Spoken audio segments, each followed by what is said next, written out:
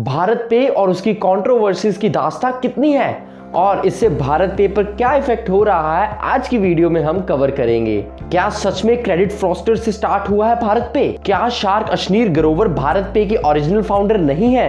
क्या अशनीर ग्रोवर को voluntary leave के बहाने बाहर निकालने की साजिश है? इन सारे सवालों के जवाब और इनसे जुड़ी कंट्रोवर्सीज के बारे में जानने के लिए वीडियो को एंड तक देखें। हेलो स्टार्टअपिडियंस, मैं हूं नितिश बस्सी और आज हम आपको एक ऐसे स्टार्टअप के बारे में बताएंगे जिसके सक्सेस के साथ साथ उसकी कंट्रोवर्सीज के भी बहुत चर्चे हैं। तो चलिए जानते हैं भारत पे के बारे में।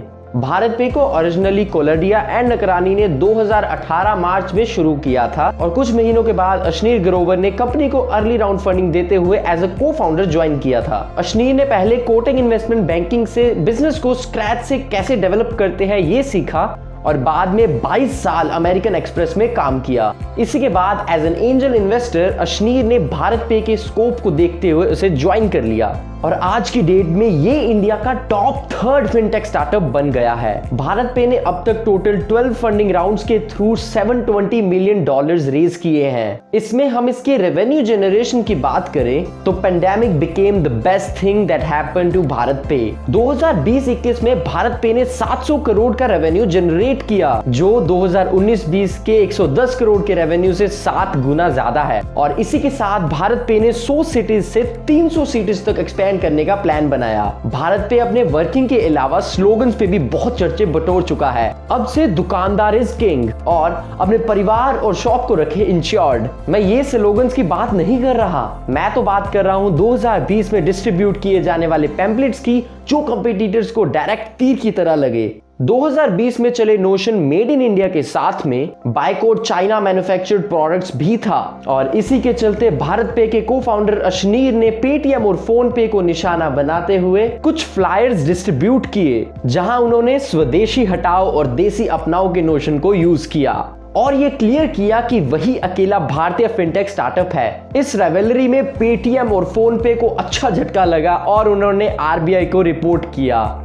इस पे अशनीर ने कहा कि वो बस अपनी इंडियन आइडेंटिटी को प्रमोट कर रहे हैं और उनका मोटिव सिर्फ स्ट्रेटेजिक शेयर होल्डिंग से है, जो वो इंडियन बेस्ड रखते हैं। इस ड्रामे पर आरबीआई और राइवल्स ने भी कोई स्टेटमेंट नहीं दी। ये कंट्रोवर्सीज का सिलसिला इनके भारत पे के स्टार्ट होते ही हो गया था। इन रियलिटी भारत पे को कोलर्डिया एंड नकरानी ने मार्च 2018 में स्टार्ट किया था और अशनीर ग्रोवर ने एंड 2018 में एज एन इन्वेस्टर ज्वाइन किया था। तो अगर आप भी सोच रहे हो कि अशनीर को क्यों फाउंडर बोला जाता है, तो इसका एक रीजन है कोलर्डिया के 2013 का यूएस क्रेडिट स्कैम। इस स्कैम का भारत पे के सभी इन्वेस्टर्स को पता है, बट दे आर ओके। इसके साथ ये भी बोला जाता है कि कोलर्डिया ने इस ऐप की टेक्नोलॉजी को डेवलप किया था, जिसपे कुछ सोर्सेज को लगता है कि कोलर्डिया ने इन मर्चेंट्स की सेंसिटिव इंफॉर्मेशन को हैक करने का तरीका ढूंढा है। इसके साथ ही इसके एम्प्लॉइज ने भी बहुत से एग्जांपल्स डिफरेंट प्लेटफॉर्म्स पर शेयर किए हैं, जहां आपको भारत पे के टॉक्सिक एनवायरनमेंट के बारे में पता चलता है। इसके 3 सीनियर एग्जीक्यूटिव्स, सुभाषिस ब्योरा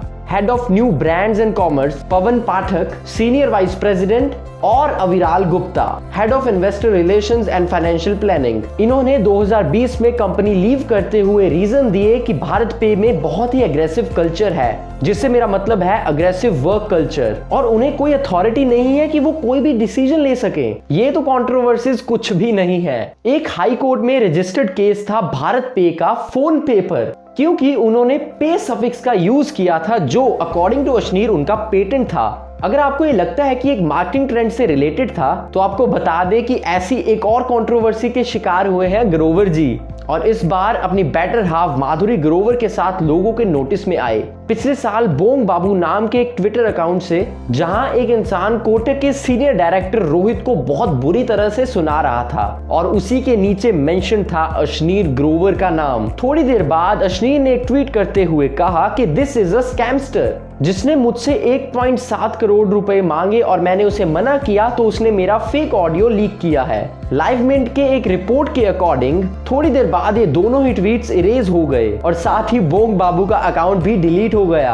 अब ये तो कॉमन है ऐसे कुछ भी फेक ट्वीट्स होना। मेन प्रॉब्लम तब रेज हुई जब अशनीर और माधुरी ने 30 अक्टूबर को कोटक को एक लीगल नोटिस भेजा। इस नोटिस के अकॉर्डिंग कोटक ने नाइका के आईपीओ इन्वेस्टमेंट के लिए अशनीर को प्रॉमिस किया था कि वो जो फंड्स प्रोवाइड करेंगे। एंड टाइम पर 500 करोड़ की वो इन्वेस्टमेंट के लिए कोटक ने मना कर दिया। इन सब चीजों की hearing and legal actions in process है और जिसका फिक्स्ड रिजल्ट्स नहीं आया है। इसी ड्यूरेशन में अशनीर ने ही वो कॉल पे बात की है। इसका सपोर्ट शार्क टैंक इंडिया के प्लेटफॉर्म से देखने को मिला है। अब ये सच है या नहीं ये तो अशनीर और कोटक ही जानते हैं। इनका सिलसिला रुकेगा या बढ़ेगा कुछ पता नहीं, बट इस सब से बहुत से लोग हर बार भारत पे को जानने लगते हैं। अब ये नेगेटिव मार्केटिंग का तरीका है या नहीं ये डाउट लोगों में आ गया है।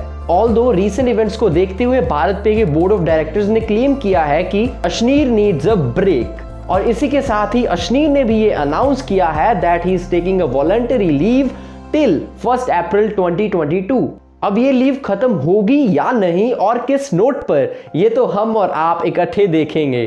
तब तक के लिए अगर ये वीडियो आपको पसंद आई तो इसे लाइक जरूर कीजिएगा और शेयर करना ना भूलें अपने फ्रेंड्स एंड फैमिली के साथ। अगर आप ऐसी ही रिलेटेबल वीडियोस देखना चाहते हो तो हमारे चैनल को सब्सक्राइब जरूर करें और बेल आइकन को जरूर प्रेस करें। और साथ ही अगर आप किसी स्टार्टअप रिलेटेड टॉपिक पे कुछ जानना चाहते हो तो कमेंट सेक्शन में प्लीज बताएं। तब तक के लिए stay safe and keep thriving.